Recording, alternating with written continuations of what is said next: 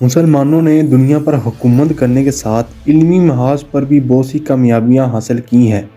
وقت گزرنے کے ساتھ ساتھ ہم لوگ اپنے ہی آباء و اجداد کی بنائی ہوئی چیزوں کو بھول گئے اور اس کا کریڈٹ غیر مسلموں نے حاصل کر لیا، کیونکہ وہ اپنے ہر میدان میں جدت لاتے رہے اور ہم ہاتھ پہ ہاتھ دھرے بیٹھے رہے۔ مسلمانوں نے میڈیسن کے شعبے میں بہت ترقی دکھائی۔ صلاح الدین ایک کتاب جو کہ جان مین نے لکھی تھی، اس کی بک کے پیج نمبر 29 میں یہ لکھا ہے کہ ابن سینا جو کہ 1980s میں پیدا ہوئے اور 1037 میں انہوں نے وفات پائی، اپنے وقت میں انتہائی مشہور 200 کتابیں لکھیں۔ ان کتابوں کا تعلق میڈیکل انسائکلوپیڈیا سے تھا اور یہ کتابیں اگلے 5 صدیوں تک کینن آف میڈیسن کہلاتی رہیں، یعنی میڈیسن کی توپ۔ اسی طرح 1000 سال پہلے الزہروی جن کا تعلق قرطبہ سے تھا، انہوں نے 1500 صفحوں پر مشتمل ایک کتاب لکھی جو اگلے 500 سال تک یورپ میں مریضوں کے علاج کے لیے استعمال ہوتی رہی۔ انہوں نے بہت سی ایجادات بھی کی۔ ان کی سب سے مشہور ایجادات میں سے ایک زخموں کو ٹانکا لگانا تھا۔ انہوں نے سب سے پہلے کیٹ گٹس جو کہ بیر اور بکریوں کی انتڑیوں یعنی انٹسٹائن کو استعمال کر کے ٹانکا لگایا تھا۔ وہ پہلے ڈاکٹر تھے جنہوں نے کینچی کو اس طرح ڈیزائن کیا تاکہ وہ آپریشن میں استعمال ہو سکے۔ انہوں نے اسی کینچی کو استعمال میں لا کر ٹانکا لگا کر دوسری دفعہ آپریشن کر کے اس ٹانکے کو کھولا تھا۔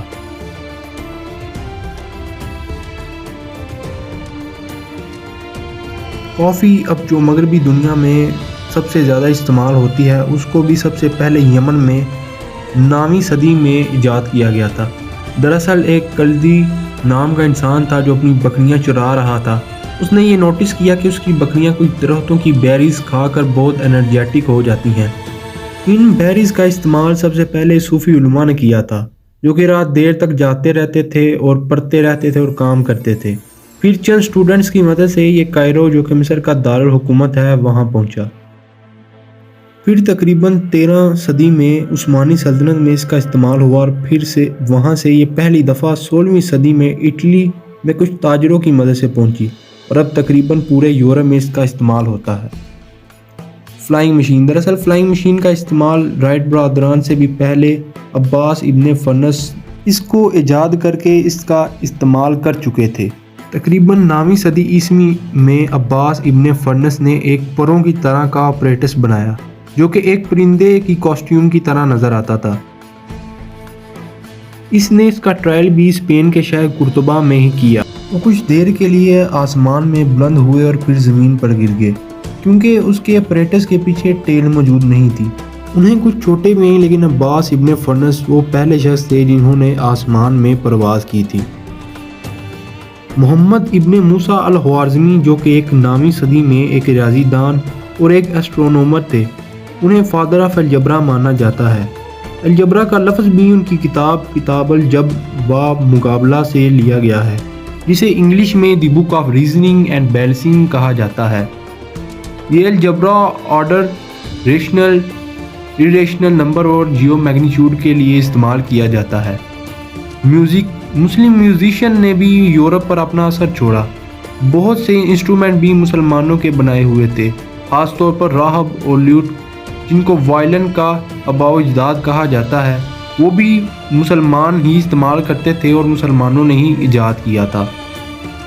ٹوتھ برش، سب سے پہلے ٹوتھ برش کا استعمال بھی مسلمانوں نے کیا ہے۔ ہمارے پیارے نبی حضرت محمد صلی اللہ علیہ وآلہ وسلم نے سب سے پہلے مسواک کو ایز اے ٹوتھ برش استعمال کیا تھا۔ یورپ میں ٹوتھ برش کی جدید ایجاد ولیم ایڈیز نے 1780 میں کی تھی۔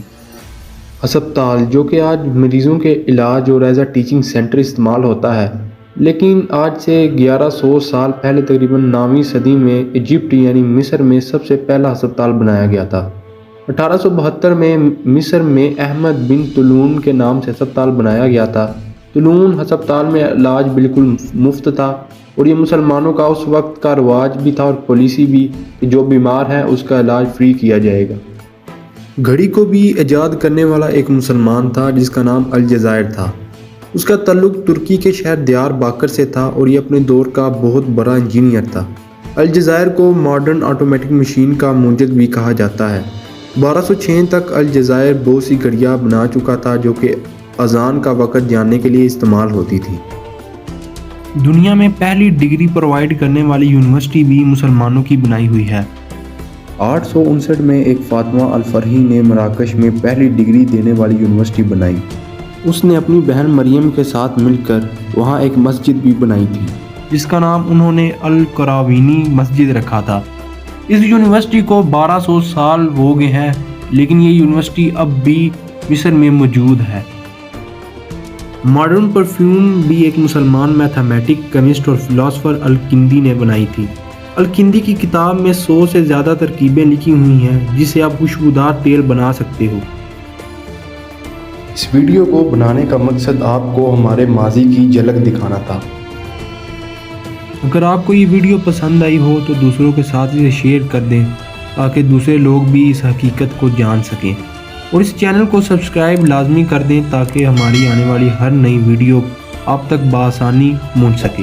آپ کو یہ ویڈیو کیسی لگی ہمیں کمنٹ میں ضرور بتائیے گا۔ کیا اس طرح کی اور مزید ویڈیوز ہونی چاہیے؟